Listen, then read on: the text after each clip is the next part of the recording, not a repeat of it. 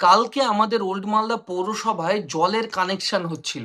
সেই জলের কানেকশনের জন্য কিছু কিছু পৌরসভার তৃণমূলের কর্মী, কারণ তারা সরকারি কর্মচারী না, তারা তৃণমূলের চটি চেটেছে বলেই তারা পৌরসভাতে গিয়ে কাজ পেয়েছে।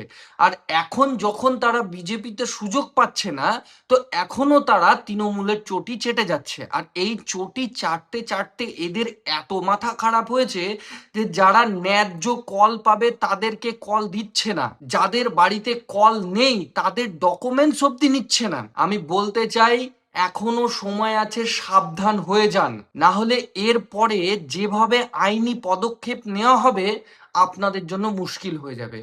আর যেটা লাস্ট একটা কথা থাকলো, সেটা হচ্ছে আমাদের ওল্ড মালদা পৌরসভায় কোনো ওয়ার্ডে ড্রেন পরিষ্কার হচ্ছে না, রাস্তা পরিষ্কার হচ্ছে না, ঠিক মতো মশার জন্য কোনো রকম কোনো মেডিসিন দেওয়া হচ্ছে না।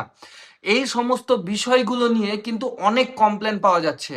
তাই আমি সমস্ত ওয়ার্ডের সুপারভাইজারদের বলবো যে নিজেদের কাজগুলো ভালো মতো দায়িত্ব সহকারে পালন করুন এবং সমস্ত ওয়ার্ডের ড্রেন, রাস্তা এগুলো সব কিছু পরিষ্কার করে মানুষকে পরিষেবা দিন। নয়তো বোর্ড আর কিছু মাস তারপরে এই যে তৃণমূলের চটি চেটে কাজ পেয়েছেন, এই কাজটাও থাকবে কিনা সেটা নিয়েও চিন্তা করা হবে। আর সেকেন্ডলি যেটা কথা সেটা হচ্ছে, কালকে আমি একটা ভিডিও বানিয়েছিলাম সুদের ব্যবসা নিয়ে। সুদে অনেকেই ব্যবসা করছে, কিন্তু কত পার্সেন্ট সুদ দিচ্ছে সেটা আমি বলিনি। যেটা আমি জানতে পারলাম, আমার কাছে অনেকেই মেসেজ করেছে যে কারো কাছে 10%, কারো কাছে 15%, কারো কাছে 20% অব্দি নিয়েছে। ইভেন কেউ যদি 1 মাস দিতে পারেনি বা 2 মাস দিতে পারেনি বা 4 মাস দিতে পারেনি, তাদের প্রতিদিন দিন সুদ বেড়েছে একটা অ্যামাউন্টে, যেমন কারো 500 বেড়েছে, কারো 1000 বেড়েছে। এই রকম ভাবে মানুষকে শোষণ করা হয়েছে।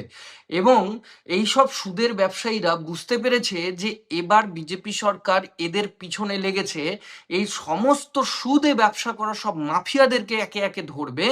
সেই জন্য তারা যেসব গরিব মানুষ এবং সাধারণ মানুষকে সুদে টাকা দিয়েছিল, এখন তারা তাদের উপরে প্রেশার সৃষ্টি করছে যে তাড়াতাড়ি তাদের টাকাটা যেন তাদেরকে শোধ করে দেওয়া হোক। আমি বলি, আপনারা যতই প্রেশার সৃষ্টি করুন না কেন, কোনোভাবেই আপনারা বাঁচবেন না।